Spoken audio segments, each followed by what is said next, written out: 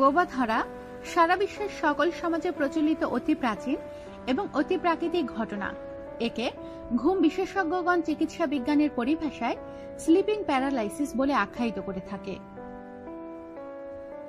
আর এর কারণ হচ্ছে বর্তমান চিকিৎসা বিজ্ঞান সেকুলিয়ার নাস্তিকবাদে বিশ্বাসী এবং ধর্মীয় বিশ্বাস ও অতি প্রাকৃতিক ব্যাখ্যা বিশ্লেষণ বিবর্জিত।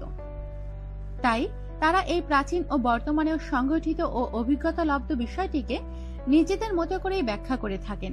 তারা যেমন বলেন বোবায় ধরা একটা মানসিক ব্যাধি, তেমনি এর কারণ দর্শিয়ে বলেন এটা মানসিক চাপ, দুশ্চিন্তা, অনিয়মিত ঘুম ইত্যাদির কারণে হয়।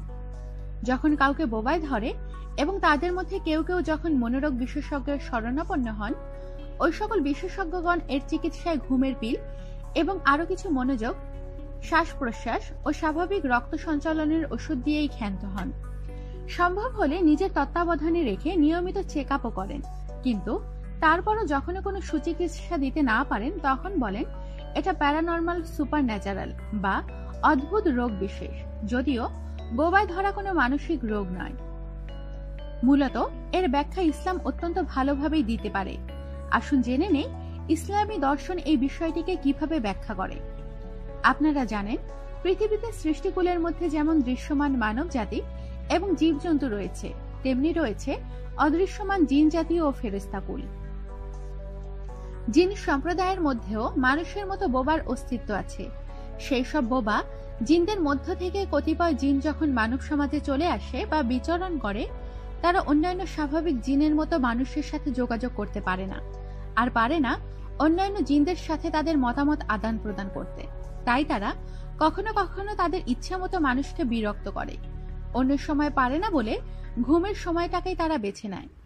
কখনো কখনো এইসব বোবা জিন তাদের পছন্দ মতো মানুষের কাছে আসে এবং ঘুমের মধ্যে তার উপর ভর করে। পছন্দ মতো বলছি এই কারণে, যেহেতু তারা দুনিয়ার সকল মানুষকেই ধরে না। ফলে অনেক মানুষই বলে থাকে যে আমাকে তো কখনোই বোবায় ধরে না।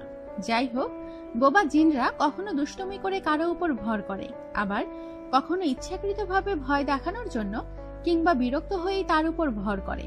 তবে ঠিক কি কারণে তারা এমনটি করে তা জানা সম্ভব হয় না, এই কারণে যে তারা বোবা। তাই শুধু অনুমান করা যায় মাত্র। এমনও ঘটেছে যে সারা জীবনে কোনো কোনো মানুষকে মাত্র একবার বোবায় ধরে, আবার কেউ কেউ বহুবার তাকে বোবায় ধরেছে বলে স্বীকার করেন। এর সঠিক কারণ জানা যায় না যে কেন কারো ক্ষেত্রে কম আর কারো ক্ষেত্রে বেশি পরিমাণে ঘটে থাকে। আল্লাহ পাক এবং তার রাসূলই এর অধিক ভালো জানেন। এখানে একটি বিষয় ব্যাখ্যা করা দরকার, তা হলো অনেকের এমন হয় বোবায় যে ধরেছে এটা বোঝার পূর্বে তারা অনেক দুঃস্বপ্ন দেখতে থাকেন।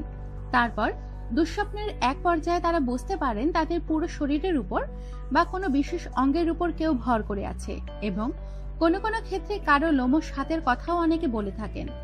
এক একজনের অভিজ্ঞতা এক এক রকম। যাই হোক, দুঃস্বপ্ন দেখতে থাকার কারণ হলো ওই সময় বোবা জিন স্বল্প সময়ের জন্য মানুষের স্বপ্নকে নিয়ন্ত্রণ করতে পারে, এবং তারা সাধারণত দুঃস্বপ্নের মধ্য দিয়ে মানুষকে নিতেই পছন্দ করে, যেন ওই সকল মানুষের স্বপ্নের এক পর্যায়ে আকস্মিক ঘুম ভেঙে ওঠে অসহনীয় এবং প্রতিকূল পরিস্থিতি অনুভব করে। তাই এটা বোবা জিনদের মানুষের শরীরের নড়াচড়া করতে না দেওয়ার পাশাপাশি আরেকটা কূটকৌশল। এটা সচরাচর প্রায় সবার ক্ষেত্রেই ঘটে থাকে যে এই পরিস্থিতিতে বোবায় ধরা ব্যক্তি নিজের হাত পা বা দেহের কোনো অঙ্গ প্রত্যঙ্গ নাড়াতে পারে না।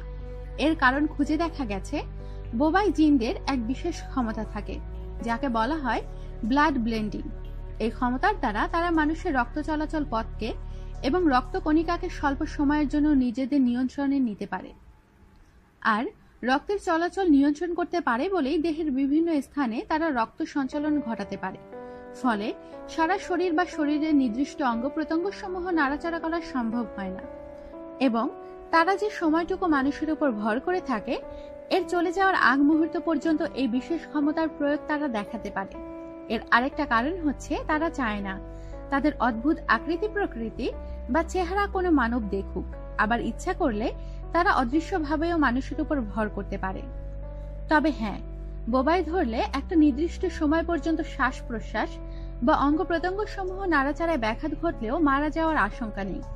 এ পর্যন্ত কোনো জিন ঘুমের মধ্যে কাউকে শারীরিকভাবে আঘাত করেছে বা মেরে ফেলেছে বলে শোনা যায় না। আল্লাহ পাক এই বিষয়টি মানুষ এবং জিন সম্প্রদায়ের মধ্যে ভারসাম্য বিধান করে দিয়েছেন।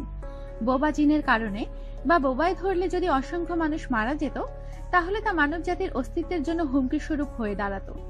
আবার জিন জাতি দৃশ্যমান হলে মানুষ তাদেরকে হত্যা করা বা সহজে বশ করার কোনো না কোনো উপায় বের করে ফেলত। এজন্যই তারা অদৃশ্যমান।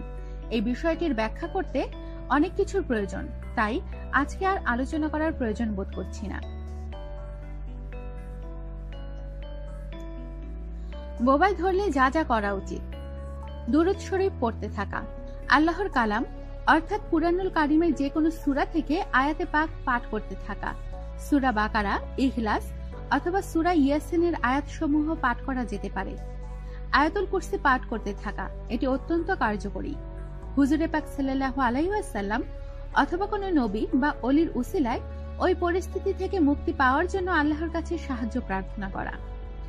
এছাড়াও যাদের পক্ষে সম্ভব হয়, নিজে কোনো বিজ্ঞ আলেম ব্যক্তির শরণাপন্ন হয়ে তার থেকে এতদূর ভিন্ন কোনো নির্দিষ্ট আয়াতে পাক বা দোয়া জেনে নিতে পারে।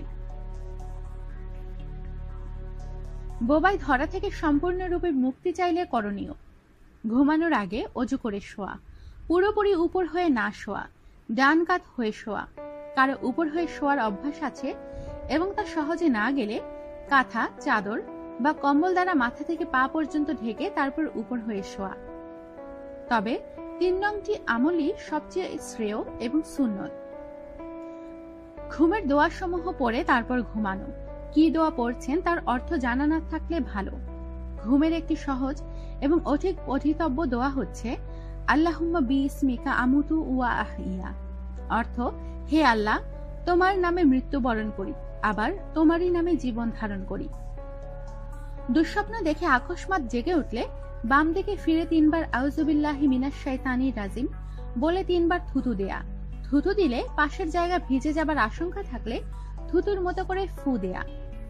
শোবার সময় 10 বার করে লা হাওলা ওয়ালা কুওয়াতা ইল্লা বিল্লাহ পাঠ করা।